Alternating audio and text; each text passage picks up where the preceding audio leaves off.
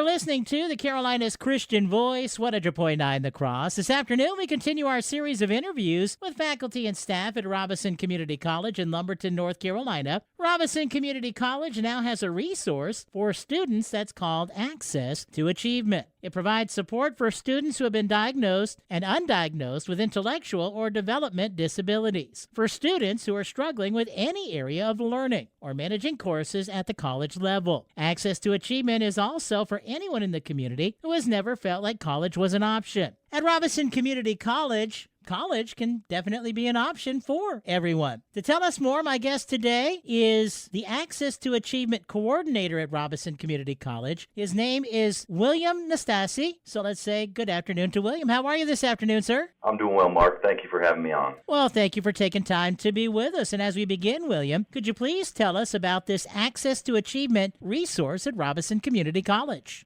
Absolutely. As you mentioned, the Access to Achievement program, it's a resource for students who, might be struggling with college courses due to having some type of intellectual or developmental disability. We launched this resource this past summer. I started in June, and we've seen some really good success so far, I think. So it's been a very cool experience. I definitely like to think that we try to put an emphasis on, abilities when we're talking about students with disabilities, because we know that all of our students have some great potential, and I think that there's nothing that they can't achieve, if they're putting their mind to it and they're putting forth the work. And we want everyone in the community to know that college is an option for them, and no matter, how much they might have felt that they struggled in the past, that they can be successful, trying to reach towards their goals, whether that's pursuing a degree or some type of short-term training credential. Our main goal for the program is to provide support in whatever way that we can for those students with an intellectual or developmental disability. When they're struggling or feeling overwhelmed with their classes, hopefully that support can allow them to complete their programs and move on to their next chapters and have the abilities and confidence needed to be successful in whatever career pathway they choose. Student success, it surpasses just in the classroom as well. Access to Achievement supports students in finding work or career opportunities that fall in line with the individual wants and needs of each student. So students are not required to provide any type of documentation for their disability. To receive the support from Access to Achievement, students can self-report as having some type of disability. Then they work alongside myself, the Access to Achievement Coordinator, to improve those abilities that they need to be successful in the classroom, but as well as the workforce. It sure sounds like a great resource for students at Robeson Community College. My guest this afternoon is William Natasi of Robeson Community College, the Access to Achievement Coordinator at RCC. And William, how did this resource come to be available at the college? That's a great question, Mark. We were so honored here at Robeson Community College to be one of the few community colleges in the state to be selected. In fact, we are only one of 15 community colleges in all of North Carolina that was chosen to receive a categorical allocation for the Access to Achievement program. And this Access to Achievement initiative provides support for students who are self-reporting as having some type of intellectual or developmental disability. Like I said earlier, along with the academic support, the Access to Achievement works alongside students to help provide pathways to certificate, degree-based programs that the individual students are interested in. William, how does this program differ from traditional services and resources available through the RCC Counseling Center?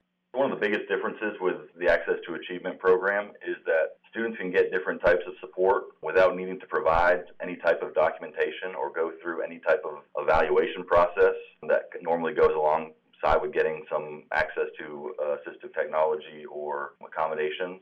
So all a student needs to do is self-report as having some type of difficulty in school, and they can get access to different supports, strategies, tools, and resources through the Access to Achievement program. There are instances where students come in needing help and just don't know where to go. So our Access to Achievement program, our disabilities and student services, and our counselors, we all work together to really try to help students and make sure we're directing them to one of or multiple resources that we have available for them on campus, and make sure that those resources are kind of the best fit for what the student needs.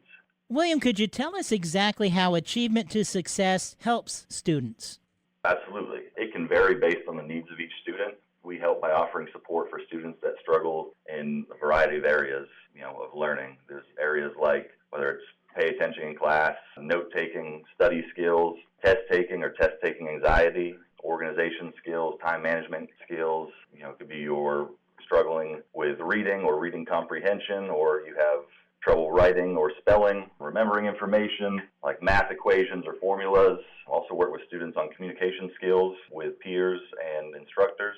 So we provide students with access to assistive technology devices as well, which that's a big one, where in the past students would have to provide that for themselves or go through that evaluation process or provide documentation. Now they can come and have access to different assistive technology devices we have here on campus. Also working with students to help direct them to the various resources on campus. So I know there's a lot of the times students come in and they don't know where to go or how to go about getting help. So they can come and talk to me and we can figure out, what areas they're struggling in and what will be the best way to go about getting that support. And again, students don't have to provide any type of documentation. They don't have to go through any type of evaluation or testing process to be able to receive this support. So that's definitely a really nice perk for this program. Very nice perk. I'm talking this afternoon with William Natasi, the Access to Achievement Coordinator at Robeson Community College in Lumberton, North Carolina. And I know it's a relatively new program, but have there been some success stories so far?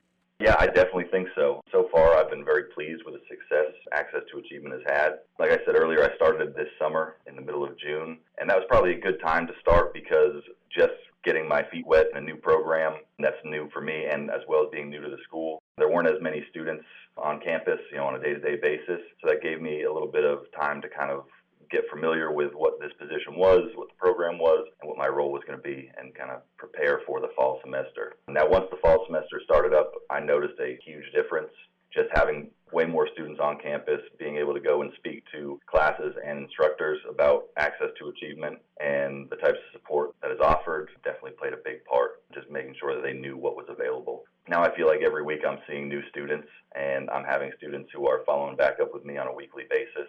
So that's really great to see. I feel like at the end of the summer semester, I bet I've probably been in contact with maybe 8 to 10 students. Now, up until this point, when we're about 5 weeks into the fall semester, 4 to 5 weeks in the fall semester, I've been in contact with over 40 students, and I'm expecting that number to kind of keep climbing. Like I said, I've spent time with several students, and a lot of students I'm seeing on a regular basis, but I definitely feel like there's so much more that we can achieve here. So. Very good. Now, if a student with disabilities is listening, or maybe someone thinking about college is listening this afternoon, perhaps they've struggled with learning, what would you like to tell them? What would you like them to know?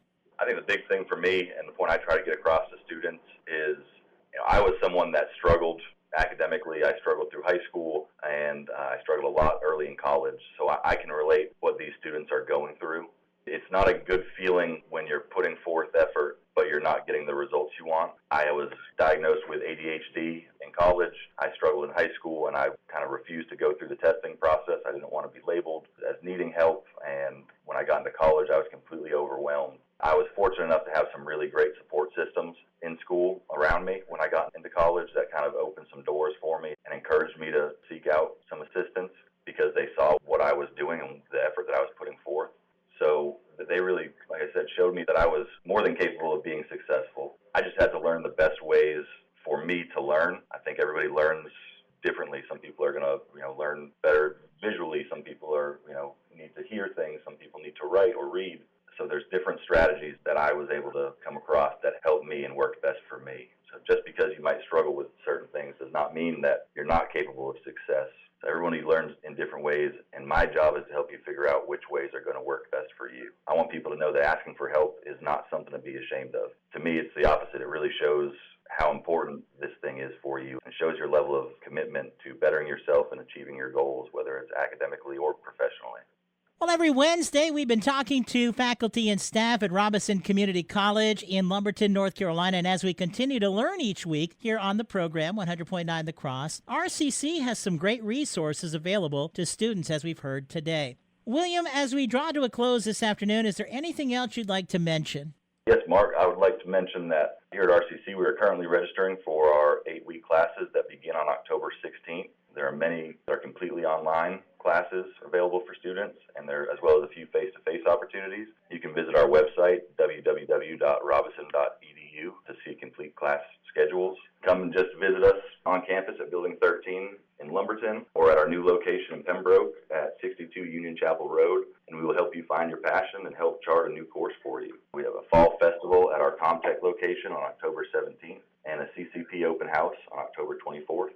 and a Better Skills, Better Jobs career fair on October 29th. To learn more about any of these events, just visit our website. Again, that's www.robeson.edu. And of course, if I can be of any assistance for students who are currently on campus or anybody that might have interest in maybe coming out, if you're interested in our Access to Achievement program and maybe getting some help, please feel free to reach out to me. My office number is 910-272-3619, or you can email me at wnastasi@robeson.edu. Well, thank you very much. My guest this afternoon has been William Natasi, the Access to Achievement Coordinator at Robeson Community College in Lumberton, North Carolina. And William, I hope you have a great afternoon. Thank you for taking time to be with us. Thank you, Mark. I really appreciate it.